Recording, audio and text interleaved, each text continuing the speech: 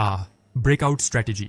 एक support line set करना, फिर एक रेजिस्टेंस लाइन और उस एक पल के होने का वेट करना जब प्राइस अचानक ब्रेकआउट कर जाती है। और जब ये ब्रेकआउट करती है तो ये वास्तव में रैली दिखाती है। लेकिन आप इस स्ट्रेटेजी का सफलतापूर्वक ट्रेड कैसे करते हैं? क्या कोई स्ट्रेटेजी है भी? क्या कोई सीक्रेट है? अच्छा हाँ, कुछ सीक्रेट हैं और आपके लिए सौभाग्य की बात है कि मैं उन्हें इस वीडियो में शेयर करने वाला हूँ। चलिए समय बर्बाद न करते हुए सीधे इस पर आते हैं। क्या आपके साथ कभी ऐसा हुआ है? आप अपनी सपोर्ट लाइन सेट करते हैं, आप अपनी रेजिस्टेंस लाइन सेट करते हैं और ब्रेकआउट होने का इंतजार करते हैं। एक बार जब आप देखते हैं कि प्राइस अचानक आपके रेजिस्टेंस को तोड़ देती है तो आप बेहद एक्साइटेड होकर ट्रेड में एंट्री करते हैं, क्योंकि आप प्राइस में बड़े मूव के लिए तैयार हैं। आप अपना पॉपकॉर्न लेते हैं, बैठते हैं, अपने मॉनिटर को देखते हैं, लेकिन फिर अचानक प्राइस उलट जाती है और गिर जाती है। आप अपनी स्क्रीन को देखते हैं, यह सोचकर कंफ्यूज्ड हो जाते हैं कि अभी क्या हुआ है और आपका पोर्टफोलियो बस डूब गया। खैर, मैं आपको एक सीक्रेट बताने जा रहा हूं ताकि आपके साथ ऐसा दोबारा न हो। तो पहला सवाल जो हमें खुद से पूछना चाहिए वह यह है कि what is a breakout.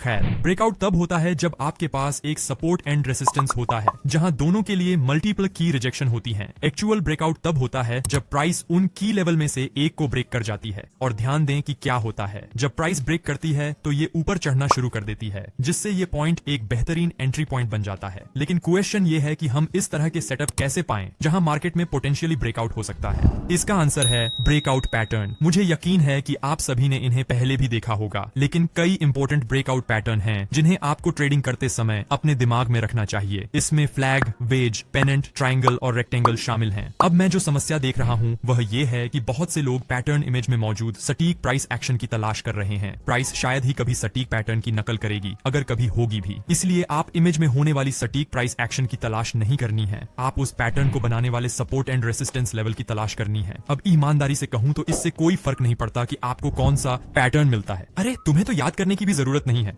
Pattern के नाम। आपको इससे जो मैन बात समझनी है वो ये है कि इन सभी पैटर्न में कुछ न कुछ कॉमन है। प्राइस कंसोलिडेट होती है, दो की लेवल बनाती है, फिर अंततः टूट जाती है। तो यहाँ हमने प्राइस मूवमेंट देखते हैं। इसमें सपोर्ट एंड रेजिस्टेंस के कई की पॉइंट हैं। जितने ज्यादा की पॉइंट उतना बेहतर। हम देखते हैं कि ऐसा हो रहा है, इसलिए हमने एक सपोर्ट एंड रेजिस्टेंस लाइन बनाई जिससे एक फ्लैग पैटर्न बना। अब तक तो सब ठीक है, लेकिन ये वह पॉइंट है जहाँ लोग आमतौर पर गलती करते हैं। तो क्या होता है कि लोग आमतौर पर किसी भी डायरेक्शन में ब्रेकआउट का वेट करते हैं। इसलिए जब कोई व्यक्ति प्राइस को अपनी रेजिस्टेंस लाइन से टूटता हुआ देखता है तो वह तुरंत यही ट्रेड में एंट्री कर जाता है। लेकिन यह पता चलता है कि ये एक फेक ब्रेकआउट था और अपोजिट डायरेक्शन में उलट जाती है। इस स्पेसिफिक ट्रेडर ने बहुत अच्छी रकम खो दी होगी। मैं आपको यह दिखाने जा रहा हूं कि ऐसा होने से कैसे रोका जाए ताकि हम प्राइस के उस डायरेक्शन में जाने की अधिक संभावना के साथ आगे बढ़ें जिस डायरेक्शन में हम चाहते हैं। पहली चीज जो हमें समझने की जरूरत है वह है मोमेंटम कैंडल।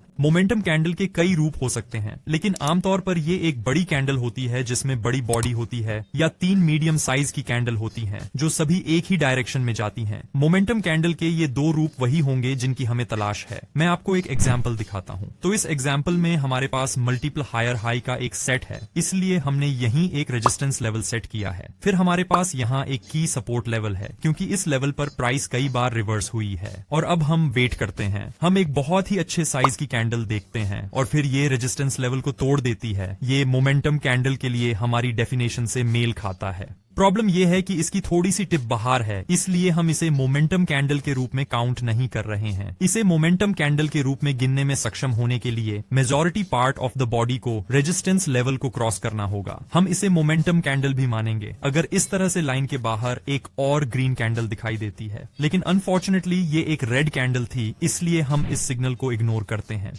मैं आपको एक और एग्जांपल दिखाता हूं। तो यहां हमने अपना support and resistance level set किया है। प्राइस चलती है और एक डेसेंट साइज की कैंडल हमारे रेजिस्टेंस को तोड़ती है। ये एक मोमेंटम कैंडल नहीं है, क्योंकि इसमें एक बड़ी बॉडी नहीं है, इसलिए हम आगे कंफर्मेशन के लिए वेट करते हैं। एक दूसरी कैंडल दिखाई देती है, लेकिन ये अभी भी एक बहुत छोटी कैंडल है। जैसा कि हमने पहले कहा, हम इसे केवल एक मोमेंटम कैंडल के रूप में गिनेंगे अगर इसकी एक बड़ी बॉडी है या तीन ग्रीन कैंडल्स हैं। इसलिए हम फिर से वेट करते हैं। फिर एक तीसरी ग्रीन कैंडल्स पॉप अप होती है जो एक एक्सट्रीमली बुलिश साइन है। तो ये वो जगह है जहां हम ट्रेड में एंट्री करते हैं। अब तीन अलग अलग सिनेरियोस हो सकते हैं। प्राइस यहां से ऊपर जाती सकती है, प्राइस रेजिस्टेंस लेवल पर वापस जा सकती है और बाउंस बैक कर सकती है, या प्राइस रेजिस्टेंस लेवल को तोड़ती है और वापस नीचे गिरती है और इसे एक फेक ब्रेकआउट के रूप में गिना जाता है। तो हमें क्या करना चाहिए? क्या हमें पुल बैक होने का इंतजार करना चाहिए या हमें अभी ट्रेड में एंट्री करना चाहिए? खैर, मुझे जो करना पसंद है वह एक स्ट्रेटजी सेटअप करना ताकि मौका हमेशा मेरे फेवर में हो, चाहे कुछ भी हो।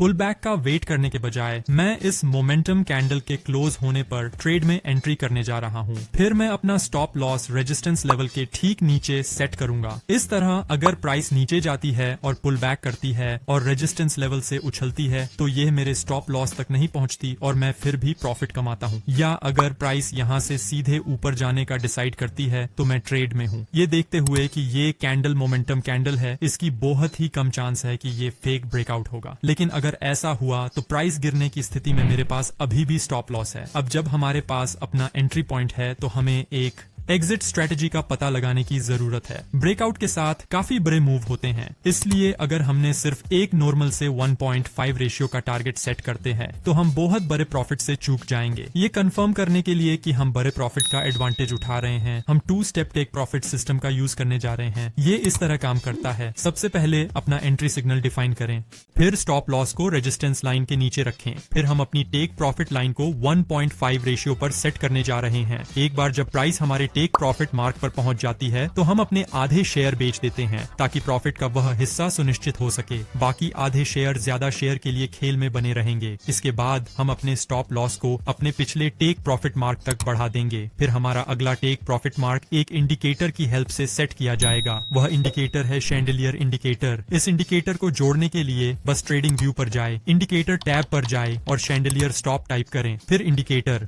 सेटिंग्स पर जाए और ATR मल्टीप्लायर को 2 में बदलें। यह इंडिकेटर हमें हमारी एग्जिट स्ट्रेटेजी देगा। ये बहुत ही आसान है। हमने अपने आधे शेयर 1.5 प्रॉफिट मार्क पर बेचे, हमने बाकी आधे को चलने दिया, हमने अपने नए स्टॉप लॉस को अपने पुराने टेक प्रॉफिट मार्क पर सेट किया और शैंडिलियर इंडिकेटर के कलर बदलने पर हम ट्रेड से बाहर निकल जाएंगे। तो यहाँ हमने अपनी बची हुई पोजीशन बेच दी होगी क्योंकि इंडिकेटर ने कलर बदल दिया था। अपने आधे शेयर बेचकर हमने जो प्रॉफिट कमाया उस पर ध्यान दें। अगर हमने अपने सभी शेयर यहाँ पर बेच दिए होते तो हम बहुत बड़े प्रॉफिट से चूक जाते। आइए एक और एग्जाम्पल देखें। हमें कुछ की पॉइंट मिलते हैं जो सपोर्ट एंड रेजिस्टेंस बनाने के लिए बेहतरीन लेवल हैं। एक बार जब हम अपनी ट्रेंड लाइन सेट कर लेते हैं तो हम अपने रेजिस्टेंस को तोड़ने के लिए मोमेंटम कैंडल का वेट करते हैं। एक कैंडल लाइन को तोड़ती है लेकिन इसमें मोमेंटम कैंडल माने जाने के लिए एनफ बॉडी नहीं होती है, इसीलिए हम 2 और ग्रीन कैंडल का वेट करते हैं। एक बार जब हम तीसरी ग्रीन कैंडल देखते हैं तो हम ट्रेड में एंट्री करते हैं। फिर हम अपना स्टॉप लॉस रेजिस्टेंस लाइन से नीचे रखते हैं और अपने प्रॉफिट को 1.5 रेशियो पर सेट करते हैं। फिर हम प्राइस के हमारे टेक प्रॉफिट को हिट करने का वेट करते हैं। फिर हम अपने आधे शेयर बेच देते हैं। अपने आधे शेयर बेचने के बाद हम अपने स्टॉप लॉस को अपने पुराने टेक प्रॉफिट पर ले जाते हैं। फिर हम शैंडिलियर इंडिकेटर चालू करते हैं। फिर हम अपने शेयरों के दूसरे आधे हिस्से को बेचने का वेट करते हैं जब तक कि शैंडिलियर इंडिकेटर कलर नहीं बदल देता। एक बार जब ये बदल जाता है तो हम ट्रेड से बाहर निकल जाते हैं। मैंने आपको कुछ सीक्रेट्स दिखाए हैं जो आपको अपने ब्रेकआउट ट्रेडिंग गेम को और बेहतर बनाने में हेल्प करेगा। वीडियो को लाइक करना भूले। अगर आप इस वीडियो का सेकंड पार्ट देखना चाहते हैं और इस स्ट्रेटेजी को और भी ज्यादा प्रॉफिटेबल बनाना चाहते हैं तो चैनल को सब्सक्राइब करें। नेक्स्ट वीडियो जल्दी ही अपलोड हो जाएगी और मैं अगली बार आप लोगों से मिलूंगा। तब तक के लिए बाय।